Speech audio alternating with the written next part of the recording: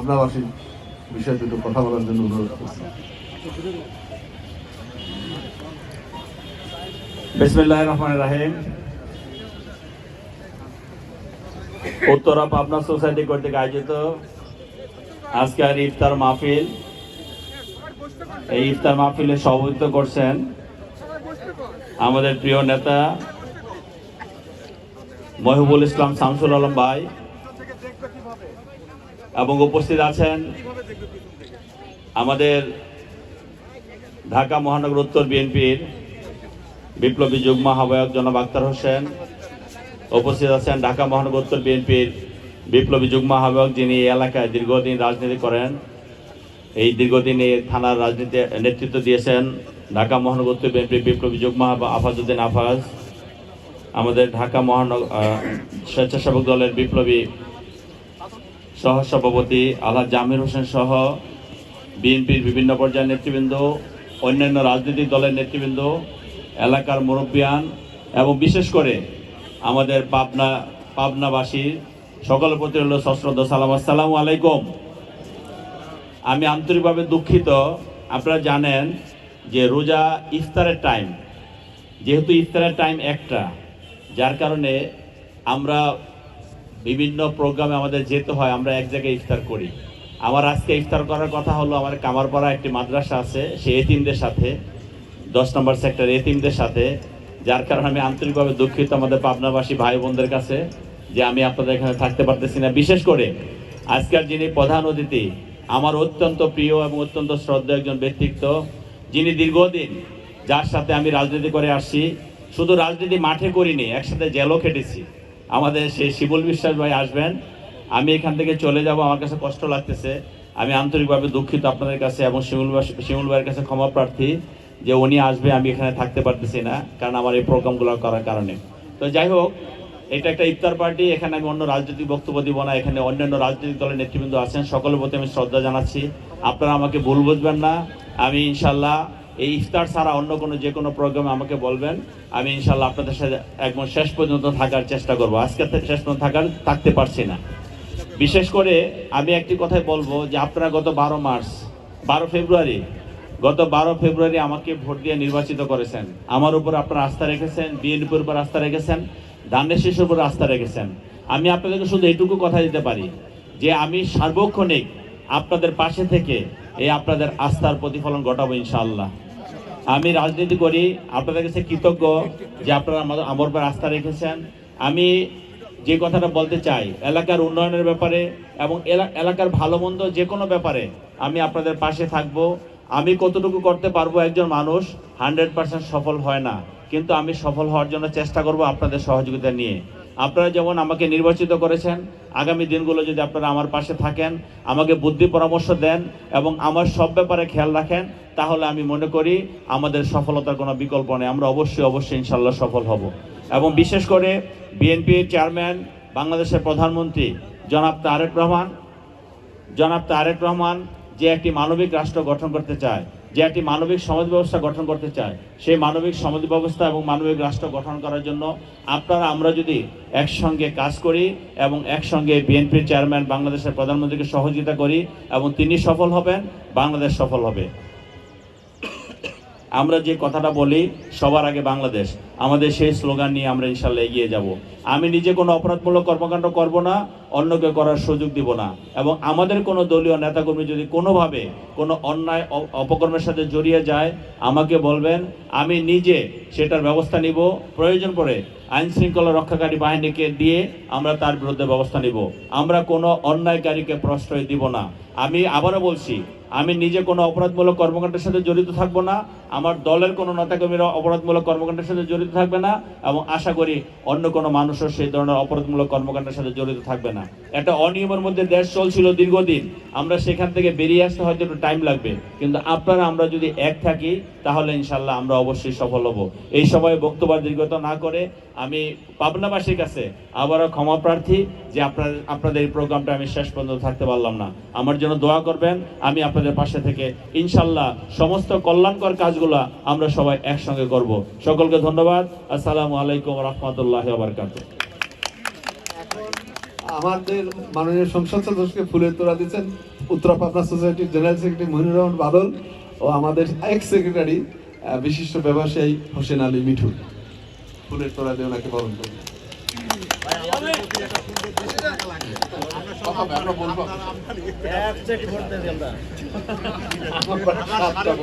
পরিবার থাকে উত্তরা, আপনার 5,500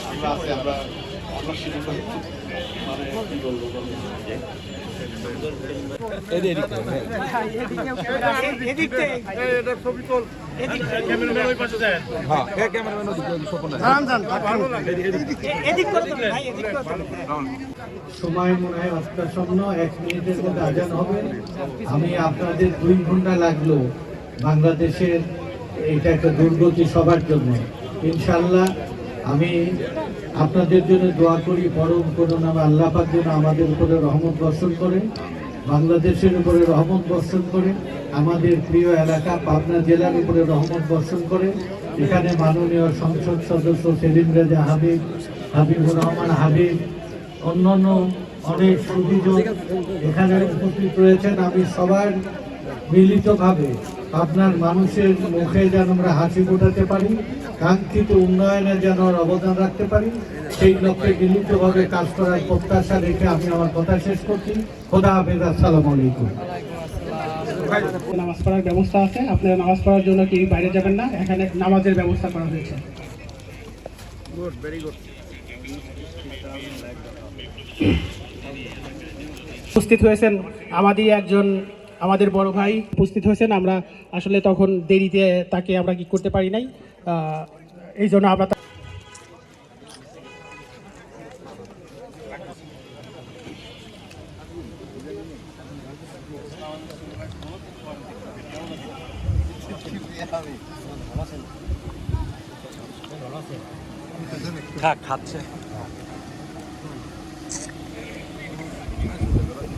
নামাজ পড়ার জন্য ওখানে যেতে পারি।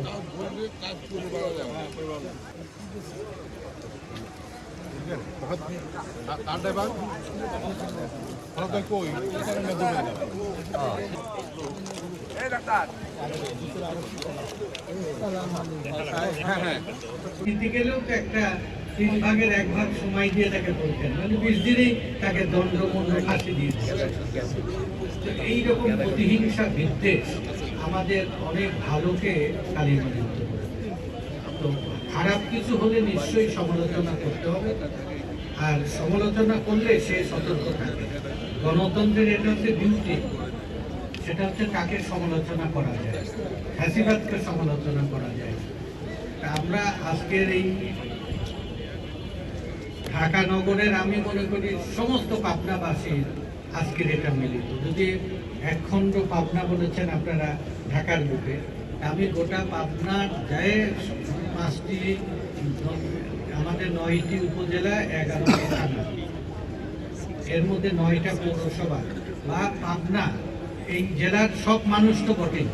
এবং আমরা আর একটু এক্সটেন্ডেড করে বলতে পারি যে আমরা বোকার দেশের মানুষ। এই নর্থ বেঙ্গলের সব মানুষকে ঢাকার লোক বোকা বলে, আমাদেরকে জোলা বলে, রাজশাহী ইউনিভার্সিটিতে জোলা বলতো, আর ঢাকাতে আমাদেরকে এই কি বাহের দেশের লোক মনে করে। আমরা হচ্ছে ওই বাসের সাথে ঢাকায় আসি, বিভিন্নভাবে এই টোনটা কিন্তু আছে। এর মধ্যে সৌভাগ্যবান আপনারা বাড়ি করছেন, ব্যবসা করছেন, 10টা লোকের আয় রোজগারের ব্যবস্থার অবলম্বন হয়েছেন। আল্লাহ আপনাদেরকে বিশেষভাবে ভালোবাসেন। এই সৌভাগ্যটার জন্য অন্য বঞ্চিতদেরকে আমরা দিতে পারি।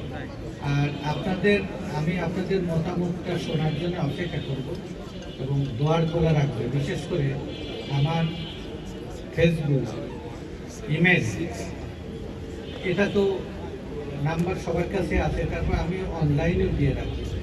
ব্যক্তিগত সমস্যা থেকে শুরু করে এলাকার সমস্যা সবাই মিলে যদি ভালো ভাগ করে কাজ করি তাহলে আমাদের জন্য কাজ সহজ যাবে। এই ধরনের সামাজিক অনুষ্ঠানে আসার মূল উদ্দেশ্য পারস্পরিক ইন্টারাকশনটা হয়, আমাদের পরস্পরের জানাশোনা হয়।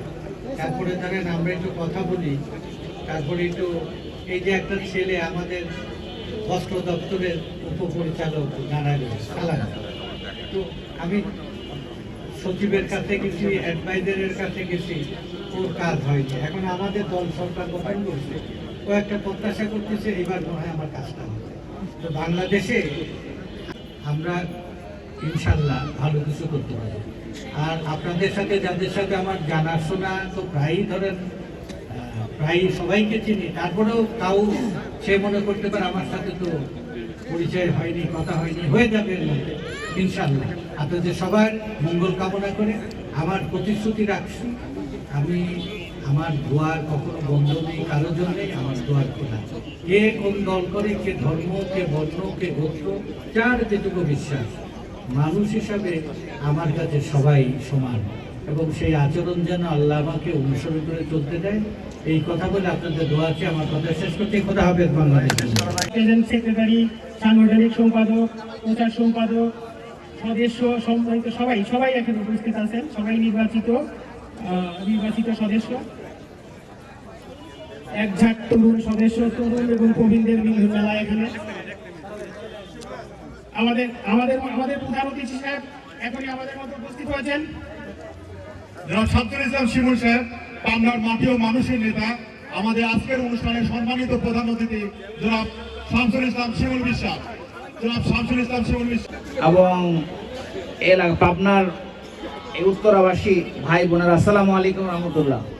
আমি প্রিন্সিপাল আশরাফুল হক, আপনাদের এই ভাই, জামাত ইসলামের পক্ষ থেকে এমপি ক্যান্ডিডেট ছিলাম, শেষ মুহূর্তে এনসিপি কে দেওয়া হয়েছে।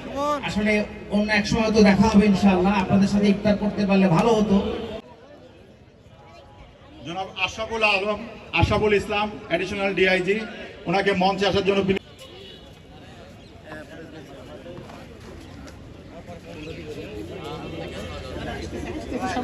প্রত্যেকটি টেবিলে 10টা করে সিট আছে। আমরা নিজেরাই এর মধ্যে উনি আমাদের মাঝে উপস্থিত হবেন ইনশাআল্লাহ। আমরা সুশৃঙ্খলভাবে প্রত্যেকটি টেবিলকে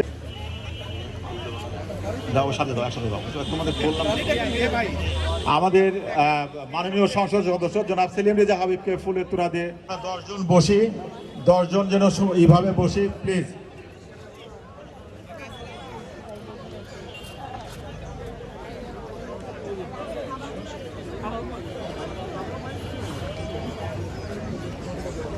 আমাদের ওয়াহাব বাগচি সাহেব এসেছেন, আমাদের বিশিষ্ট শিল্পপতি পাবনার, উনি আমাদের মাঝে উপস্থিত হয়েছেন। প্লিজ আপনি বসেন প্লিজ। প্রিয় শুধুই আপনাদের অত্যন্ত বিনয়ের সাথে দৃষ্টি আকর্ষণ করছি, প্রত্যেকটি টেবিলে 10টি করে খাবার পরিবেশন করা আছে। আপনারা প্রত্যেকটা টেবিলে 10 জন করে বসুন, 10 জন করে বসুন। আপনারা ইফতার মাহফিলের সম্মানিত সভাপতি, উপস্থিত আজকের অনুষ্ঠানের প্রধান অতিথি, যদি এখন এসে পৌঁছান নাই, পাবনা 5 আসনের সম্মানিত সংসদ সদস্য, প্রখ্যাত শ্রমিক নেতা অ্যাডভোকেট শামসুল রহমান শিমুল বিশ্বাস, উপস্থিত পাবনা জেলা বিএনপির আহ্বায়ক হাবিবুর রহমান হাবিব ভাই সহ বিভিন্ন পর্যায়ে উত্তরা পাবনা সোসাইটির উদ্যোগে আয়োজিত এই ইফতার মাহফিলে সবাই উপস্থিতকে স্বাগত জানাচ্ছি। আমাদের উত্তরা সোসাইটির নির্বাচিত একটি কমিটি আছে, এক্সিকিউটিভ কমিটি। এই কমিটির আমি তাদের নামগুলো বলছি, আশা করব তারা সবাই যেন কমিটির আমাদের মঞ্চের পিছনে এসে দাঁড়ায়। উত্তরা সোসাইটির সভাপতি, নির্বাচিত সভাপতি মহিবুল ইসলাম শামসুল, সহসভাপতি 1 ইঞ্জিনিয়ার মোহাম্মদ জালাল উদ্দিন খান, সহসভাপতি 2 মোহাম্মদ আব্দুল বাশার, সাধারণ সম্পাদক মহিনুর রহমান বাবুল, যুগ্ম সম্পাদক 1 ইঞ্জিনিয়ার আব্দুল সালাম, যুগ্ম সম্পাদক 2 মোহাম্মদ শরীফুল ইসলাম শারুজ, অর্থ সম্পাদক মোহাম্মদ আকবর হোসেন, সাংগঠনিক সম্পাদক সাইফুর রহমান শামীম, সহ সাংগঠনিক সম্পাদক মোহাম্মদ সাইফুল ইসলাম সোহেল, দপ্তর সম্পাদক মির্জা ইয়াসির আরাফাত রকি, প্রচার সম্পাদক আমাদের এখানে প্রচার সম্পাদক 2 জন, নির্বাচনের 2 ফলাফল একই হওয়ার কারণে মোহাম্মদ শাহ আলম এবং মোহাম্মদ আব্দুল রাজ্জাক খান রাজা, সহ সম্পাদক এরশাদুল হক, সাহিত্য সাংস্কৃতিক সম্পাদক মনিরুল ইসলাম বাবলু, সহ সাংস্কৃতিক সম্পাদক রফিকুল ইসলাম সুজন, ক্রীড়া সম্পাদক মোহাম্মদ মুনজুল আলম, সহ ক্রীড়া সম্পাদক শহীদুল ইসলাম, সমাজ কল্যাণ সম্পাদক আবু বকর সিদ্দিক, সহ সমাজ কল্যাণ সম্পাদক মোহাম্মদ আশরাফ আলম মিঠুন, শিক্ষা সম্পাদক মিজানুর রহমান, সহ শিক্ষা সম্পাদক আবু সালাম রিপন, আইন বিষয়ক সম্পাদক এটিএম মুস্তাফিজুর রহমান রানা, তথ্য ও প্রযুক্তি বিষয়ক সম্পাদক মোহাম্মদ হাসান আলী চপল, স্বাস্থ্য বিষয়ক সম্পাদক ডাক্তার মোহাম্মদ আব্দুল আলিম, আন্তর্জাতিক বিষয়ক সম্পাদক মেহেদী হাসান রেজা, মহিলা বিষয়ক সম্পাদক মোহাম্মদ মুসাম্মদ খাদিজা পারভিন, সহ মহিলা বিষয়ক সম্পাদক সাবরিনা সুলতানা। সম্মানিত সদস্যবৃন্দ, নির্বাহী সদস্য 1 নম্বর আবু সাইদ, হুমায়ুন কবির, মাকসুদুল হক, আব্দুল আল মামুন, কাজী নজরুল ইসলাম, মামুনা রশিদ, AK মনসুর আলী, সবাই এখানে উপস্থিত হওয়ার জন্য বিনীত অনুরোধ করছি। আপনাদের নির্বাচিত জনগণের ভোটে নির্বাচিত সংসদ সদস্য জনাব সহ আপনার সোসাইটির সম্মানিত নেতৃবৃন্দ, প্রিয় ভাই বোনেরা, আসসালামু আলাইকুম। আমি আজকের এই ইফতারের অনুষ্ঠানে আসতে পেরে মহান আল্লাহ পাকের কাছে কৃতজ্ঞতা প্রকাশ করছি। আমাকে কালকে বলা হলো, কালকে না পরশু দিন আমি আমার বাইক নিয়ে তুহিনকে বললাম, তুহিন বলল না ঠিক আছে আমি জানি ব্যাপারটা, আগে গতকালই মনে হয়। যাদের বেড়ে ওঠা, কর্মক্ষেত্রকে কেন্দ্র করে ঢাকায় আসা সেই সকল মানুষ যাদের হৃদয়ে পাবনা, তাদের প্রতি আমার সশ্রদ্ধ সালাম। আমরা চাই আমরা যেখানেই থাকি না কেন চেষ্টা করব আদায়গুলো যার যার ব্যক্তিগত আদায় করা যায়। সর্বোপরি হচ্ছে ব্যক্তিগত সমস্যা যেটুকু আমরা শেয়ারিং নেই সমাধান করি না কেন, সমষ্টির বিষয়টা আমি আপনাদের অগ্রগতির জন্য বলছিলাম যে পাবনার মানুষের দাবি হচ্ছে 24 দফা। এর মধ্যে ওয়াইন প্যাটার্ন সেতু চাই পাবনার মানুষ, রেল চাই পাবনার মানুষ, আটঘরিয়াতে কৃষি কলেজ চালু চাই পাবনার মানুষ, তারপরে ফেরিঘাটের এখন সময় লাগে 2 ঘন্টা, সেটা 30 মিনিটের মধ্যে পারাপারের যে প্রকল্প সেটা চালু হতে চায়। পাবনা মেডিকেল কলেজে 500 শয্যা বিশিষ্ট হাসপাতাল চালু করতে চায়। পাবনা সদর হাসপাতালে 500 বেড করতে চায়। এর মধ্যে আমি কয়েকটি বিষয় আপনাদের উল্লেখ করব। রেল লাইনটা চালু হওয়ার জন্য পাবনার সেক্রেটারি আপনাদের অনেকের বন্ধু, নিজের আপন, আপনাদের সহকর্মী আছে, ওকে আমি বারবার টাকাটা দিয়েছি। সর্বশেষ মানে বললো যে জুনের পরে আর যাবে না, জুনের পরে গেলে আপনি আমাকে শাস্তি দিবেন। আমরা এই পর্যন্ত ধৈর্য দেব। আমি জুনের মধ্যে রেল চালু হবে এবং রেল 180 দিনের অগ্রাধিকার প্রকল্পের মধ্যে দেবে। ফেরিঘাটের কাজটা 180 দিন প্রকল্পের মধ্যে ঢুকেছে। পাবনা শহর একবারে চলাচলের সম্পূর্ণ অনুমোদন, এটা করলেন করার একটা প্রকল্পটা 180 দিনের মধ্যে ঢুকেছে। আর পাবনা একটা জিনিস আমরা সবচেয়ে না চাইতে হঠাৎ করে পেয়ে গেছি, পাবনায় আইটি ভিলেজ, যেটা আইটি পার্ক হবে এবং সেটার জায়গা অ্যাকোয়ার করা হয়েছে এবং এটা একদিকে যাওয়ার জন্য 180 দিনের মধ্যে প্রকল্প 24টি দফা ইনশাল্লাহ পাবনার সবগুলো। শুধু একটা বিষয়ে আমি ডাউট দিচ্ছি যে এত বড় প্রকল্প এই সরকার করতে আগ্রহ দেখায়নি, ওয়াই প্যাটার্ন সেতু। আর 23 দফায় আমরা কড়াই গুন্ডায় পাবনাবাসীর কাছে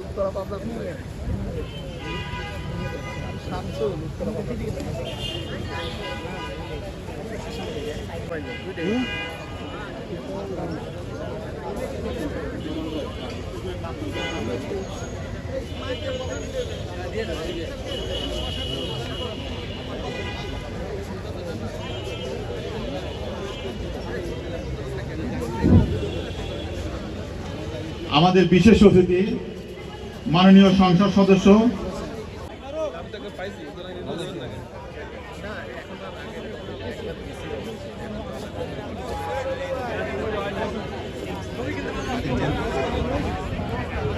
আমাদের ফেরদৌস আলম গেদামণি ভাইকে স্টেজে আসার জন্য বিনীত অনুরোধ করছি। ফেরদৌস আলম গেদামণি ভাইকে স্টেজে আসার জন্য বিনীত অনুরোধ করছি।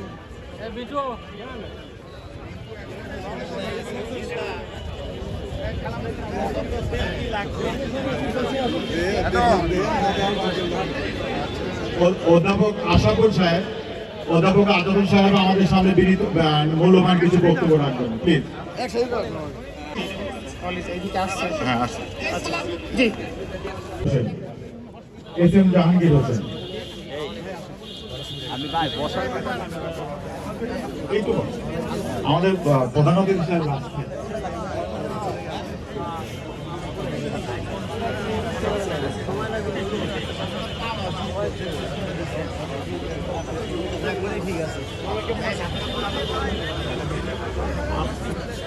আসসালামু আলাইকুম।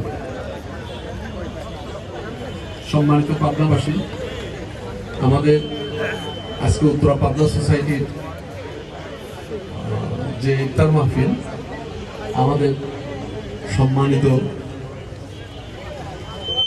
বিশেষ অতিথি ঢাকা 18 আসনের মাননীয় সংসদ সদস্য, আমাদের প্রাণপ্রিয় নেতা এস এম জাহাঙ্গীর হোসেন সাহেব উনি আসছেন। আপনারা তো জানেন ওনার অনেক প্রোগ্রাম বিভিন্ন জায়গায়। তা আমি আসলে আপনাদের সভাপতি হিসাবে আমি আনঅফিসিয়ালি আমি জাহাঙ্গীর ভাই অন্য প্রোগ্রামে অ্যাটেন্ড করবেন, উনি আপনাদের জন্য দু একটা কথা বলে উনি বিদায় নিতে চাচ্ছেন। আপনারা একটু পিছায় যান, বসেন, সবাইকে দেখতে দেন, সবাইকে সবার কথা শুনতে দেন।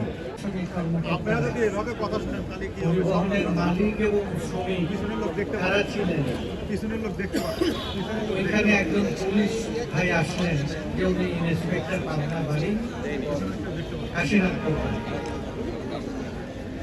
ওই যার হাতে যে আমার সাথে আসছে পুলিশ কমিশনার, তার হাতে তার পদার, তো সে খোঁজ নিতে নিতে চলে আসছে।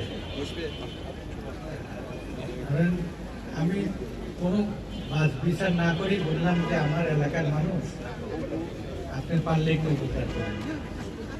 তো পরে ফোন করে জানালো যে আমার কাজটা হয়ে গেছে, শুনতে ভালো লাগলো। আমাদের ঢাকা নগরে যারা রয়েছেন তাদের অনেক সমস্যা, এখানে টিকে থাকার সমস্যা, ব্যবসা করার সমস্যা, চাকরি করার সমস্যা, পদায়নের সমস্যা। তো সেখানে একটা সরকারি দল থাকলে হয়রানি থেকে একটু রেহাই পাওয়া যায়। আমি আরেকজন আমার সাথে যখন আমি আপনাদের এখানে আসবো, টাইম তো 4টের সময় রওনা দিচ্ছি, আমি 5:30 সর্বোচ্চ 5:30টার সময়। তো ছেলেটা হচ্ছে এলজিডিতে থানা প্রকৌশল। 3-4 দিন আগে আমাকে ফোন করলো যে আপনি সাভারের এমপি ডক্টর সালাউদ্দিনকে আমার একটু ফোন করে দিলে আমার উপকার হয়। তো সালাউদ্দিন সজ্জন ভদ্রলোক, আমাকে তো মান্য করেও। আমি বললাম যে সালাউদ্দিন ভাই, আমার তো বললো যে অলরেডি আমি সংবাদ পেয়েছি তো আপনার কাছে গেছে, আপনি বলতে পারেন আমি ওর যেন কোনো সমস্যা না হয় সে অনুযায়ী ওর প্রতিপক্ষ আমার কাছে আসছিল, নিয়মিত দেয়নি। তারপরে সে আরো উচ্চ পর্যায়ে কাকে ধরে তার বদলিটা স্থগিত করে দিয়েছে।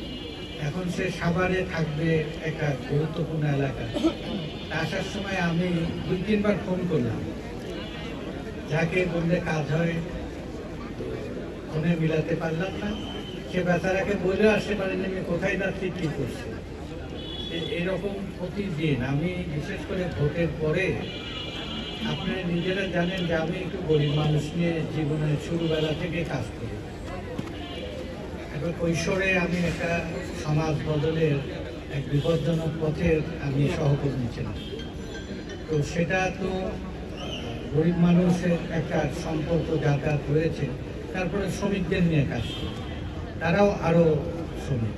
তো বাংলাদেশের 7,35,00,000 হচ্ছে গরিব মানুষ, এই শ্রমিকের সংখ্যা। তাদের বিরাট একটা অংশ সত্যি খুবই মজলুম এবং মাদক জীবন। তো তাদেরই অংশ ঢাকাতেও আসে, পাবনাতেও আসে। বিশেষ করে ভোটের পরে মানে বানের জলের মতো মানুষ সকালবেলা উঠে দেখি যে 2-3 হাজার এখন অসহায় দুস্থ মহিলা। তো তাদের বক্তব্য কি, একটা ফ্যামিলি কার্ড দেন। তো ফ্যামিলি কার্ড আমি এসেই চেষ্টা করলাম।